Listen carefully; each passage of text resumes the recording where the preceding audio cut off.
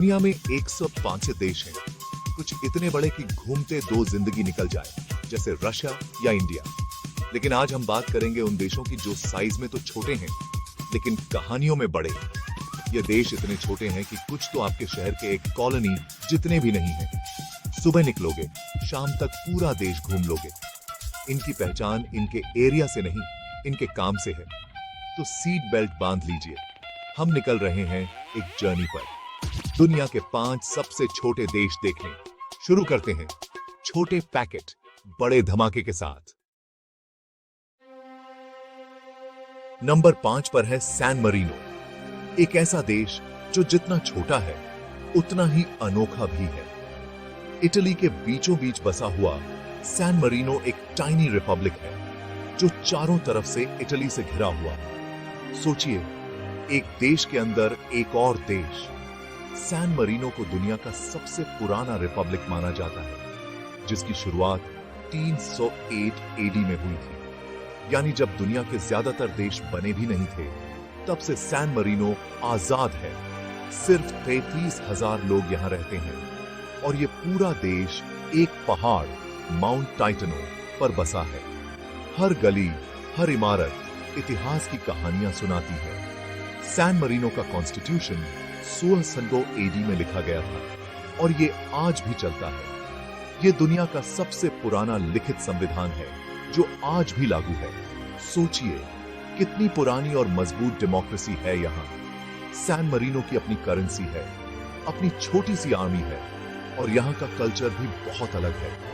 यहाँ के लोग अपनी ट्रेडिशंस और फेस्टिवल्स को बड़े गर्व से सेलिब्रेट करते हैं।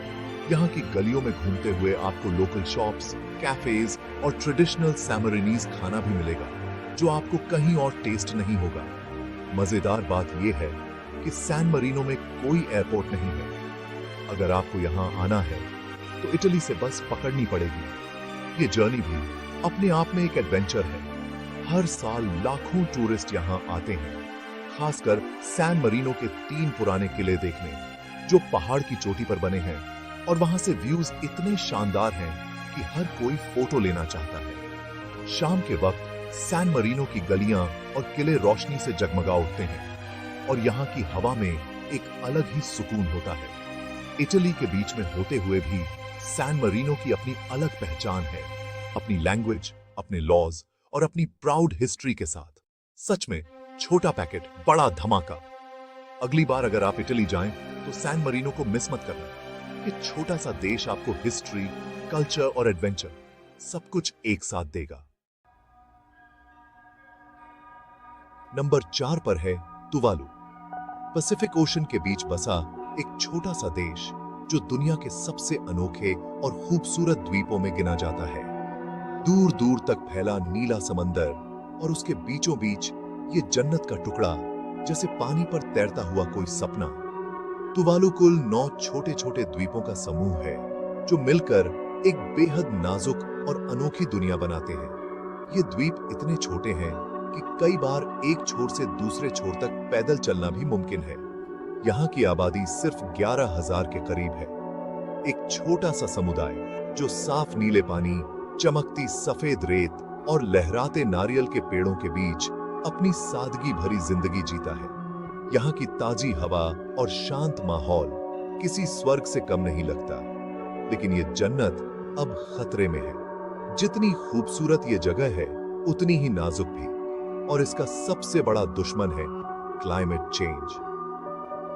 क्लाइमेट चेंज की वजह से समुद्र का स्तर लगातार बढ़ रहा है। हर साल लहरें तुवालू की जमीन को थोड़ा थोड़ा निगल रही हैं। वैज्ञानिकों का कहना है कि अगर यही हाल रहा तो आने वाले दशकों में तुवालू पूरी तरह डूब सकता है।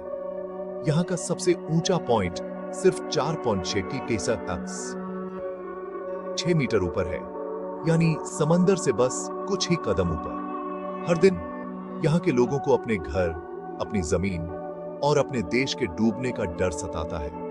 कई परिवारों ने तो पहले ही ऊंचे इलाकों में जाना शुरू कर दिया है। तुवालू की इकोनॉमी भी अनोखी है। यहाँ की सबसे बड़ी कमाई का जरिया है .tv डोमेन। इंटरनेट की दुनिया में .tv डोमेन बहुत पॉपुलर है, खासकर ट्विच जैसी स्ट्रीमिंग साइट्स के लिए। हर साल तुवालू इस डोमेन को बेचकर करोड़ों की कमाई करता है, जो देश की जीडीपी का बड़ा हिस्सा है। यहाँ कोई आर्मी नहीं है और देश की सुरक्षा और विकास के लिए ऑस्ट्रेलिया और न्यूजीलैंड जैसे पड़ोसी देशों की मदद पर निर्भर रहना पड़ता है। ये देश तुवालू को आर्थिक सहायता, शिक्षा और स्वास्थ्य सेवाओं में मदद करते हैं। राजधानी फुनाफुती एक बेहद पतली सी जमीन की पट्टी पर बसी है। एक तरफ समंदर, दूसरी तरफ लगून। यहाँ की जिंदगी पानी के इतने करीब है कि हर मौसम, हर टाइड लोगों की रोजमर्रा की जिंदगी को प्रभावित करती है। फनाफुटी का एयरपोर्ट रनवे बच्चों के लिए प्लेग्राउंड बन जाता है। यहाँ बच्चे क्रिकेट और फुटबॉल खेलते हैं क्योंकि यहाँ मैदान की कमी है, और यही रनवे कभी फ्लाइट के लिए, कभी खेल के लिए इस्तेमाल होता है। तुवालू की कहानी एक बड़ी वार्निंग है। ये दिखाता है कि प्रकृति की सुंदरता और इंसान की लापरवाही दोनों का असर एक साथ कैसे सामने आता है। यहाँ के लोग हर दिन क्लाइमेट चेंज का सामना कर रहे हैं और पूरी दुनिया के लिए एक सबक बन गए हैं। छोटा देश, लेकिन जज्बा बड़ा। तुवालू लगातार यूनाइटेड नेशंस और दुनिया भर में अपनी आवाज उठा रहा है। ये देश अपने अस्तित्व के लिए, अपनी पहचान के लिए और आने वाली पीढ़ियों के लिए लड़ रहा है। अगली बार जब भी आप इंटरनेट पर .tv डोमेन देखें, तो याद रखिए, ये सिर्फ एक डोमेन नहीं, बल्कि तुवालू की उम्मीद, उसकी लड़ाई और उसके वजूद की कहानी है। नंबर 3 पर है नाउरू, सिर्फ 21 SQ केमेट का छोटा सा आइलैंड नेशन जो पैसिफिक ओशन के बीचों बीच बसा है।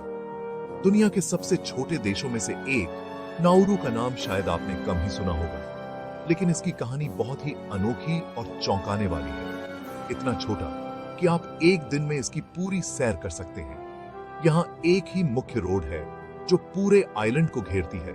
बस गाड़ी उठाओ और पूरा देश घूम लो। लेकिन 1970s और 80s में नाउरू की किस्मत कुछ और ही थी। उस समय यह दुनिया के सबसे अमीर देशों में गिना जाता था। यहाँ की जमीन में छुपा था सफेद सोना, फॉस्फेट। इसी फॉस्फेट माइनिंग से नाउरू की इकोनॉमी को जबरदस्त बूम मिला और पैसा ही पैसा बरसने लगा। उस दौर में हर सिटीजन के पास अपनी कार थी, पक्के घर थे और हेल्थ केयर व एजुकेशन पूरी तरह मुफ्त थी। लोग पार्टीज करते, फेस्टिवल्स मनाते और हर तरफ खुशहाली थी। नाउरू के लोग लग्जरी लाइफ जी रहे थे और उन्हें लगा कि ये खुशियां कभी खत्म नहीं होंगी। लेकिन ये खुशियां ज्यादा दिन नहीं टिकी। जैसे ही फॉस्फेट खत्म होने लगा, नाउरू की इकोनॉमी अचानक क्रैश हो गई। आज हालत यह है कि देश बेरोजगारी और भारी कर्ज में डूबा हुआ है। जिन लोगों के पास कभी सब कुछ था, आज वे बेसिक जॉब्स के लिए स्ट्रगल कर रहे हैं। माइनिंग ने 80% जमीन को बंजर बना दिया है।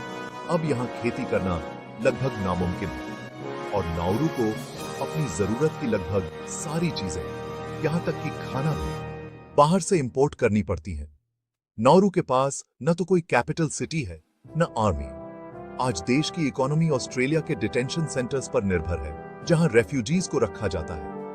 इसी से सरकार को कुछ आमदनी होती है, लेकिन यह भी स्थायी हल नहीं है। अचानक आई गरीबी और इंपोर्टेड फूड की वजह से लाइफस्टाइल डिजीजेस जैसे ओबेसिटी, डायबिटीज बहुत बढ़ गई हैं। हॉस्पिटल्स में लोग हेल्थ इश्यूज से जूझ रहे हैं और क्वालिटी ऑफ लाइफ पहले जैसी नहीं रही। नाउरू की कहानी हमें एक बड़ा सबक देती है। अगर रिसोर्सेज को समझदारी से इस्तेमाल न किया जाए, तो अमीरी की पार्टी एक दिन खत्म हो जाती है। आज नाउरू की सड़कों पर सन्नाटा है और कभी बस्लिंग बिजनेसेस अब बंद पड़े हैं, लेकिन उम्मीद अभी बाकी है। नाउरू के लोग अपनी गलतियों से सीखकर कम्युनिटी प्रोजेक्ट्स और नए आइडियाज के साथ देश को फिर से खड़ा करने की कोशिश कर रहे हैं। ये छोटा देश हमें सिखाता है कि रिसोर्सेज की कद्र करो और मुश्किलों में भी उम्मीद मत छोड़ो। नाउरू, छोटा देश, बड़ी सीख। नंबर 2 पर मोनाको, फ्रांस के कोस्ट पर सिर्फ 2 SQ की km का एरिया, लेकिन दुनिया का सबसे ग्लैमरस देश। यहां लैम्बोर्गिनी, फेरारी आम बात, यॉट्स समुद्र किनारे लाइन में। पर्सनल इनकम टैक्स नहीं, इसलिए दुनिया के अमीर लोग यहां बसना चाहते हैं। मोंटे कार्लो कजीनो और फॉर्मूला 1 ग्रैंड प्री मोनाको की शान। कसीनो सिर्फ टूरिस्ट्स के लिए, सिटीजन्स अलाउड नहीं। F1 रेस शहर की सड़कों पर, पूरा शहर एक रेस ट्रैक बन जाता है। ग्रिमाल्डी परिवार 700 साल से यहां राज कर रहा है। रियल एस्टेट दुनिया में सबसे महंगा, स्काई स्क्रेपर्स ऊपर की तरफ बढ़ रहे हैं। मोनाको दिखाता है साइज नहीं, स्ट्रैटेजी मायने रखती है। छोटा देश, लेकिन लक्जरी और स्मार्ट प्लानिंग का किंग। Number 1, Vatican city. सिर्फ 0K444 SQT रोम के अंदर एक अलग देश। रोमन कैथोलिक चर्च का हेडक्वार्टर्स, पोप यहीं रहते हैं। आबादी 1000 से कम, सिटीजन बनना मुश्किल, मोस्टली चर्च ऑफिशियल्स। अपनी करेंसी, अपना पोस्ट ऑफिस, अपनी छोटी army, Swiss guard, Saint Peter's basilica और सिस्टीन चैपल, आर्ट और हिस्ट्री का खजाना। हर साल लाखों लोग यहां आते हैं माइकलैंजेलो की पेंटिंग्स देखने। निसामोस बारी। 1923 में इटली से आजादी मिली ताकि पोप पॉलिटिक्स से दूर रहे। वेटिकन सिटी का फोकस रूहानियत और कला, न कि पॉलिटिक्स या इकोनॉमी। यह जगह दिखाती है ग्रेटनेस साइज से नहीं, इंपैक्ट से आती है। दुनिया का सबसे छोटा देश, लेकिन रूहानियत का सबसे बड़ा केंद्र। तो दोस्तों, यह थे दुनिया के 5 सबसे छोटे देश। कम लोग, कम जमीन, लेकिन बड़ी पहचान। हर देश की अपनी कहानी, अपनी ताकत। सैन मरीनो का इतिहास, तुवालू का दर्द, नाउरू का सबक, मोनाको की चमक, वेटिकन की शक्ति।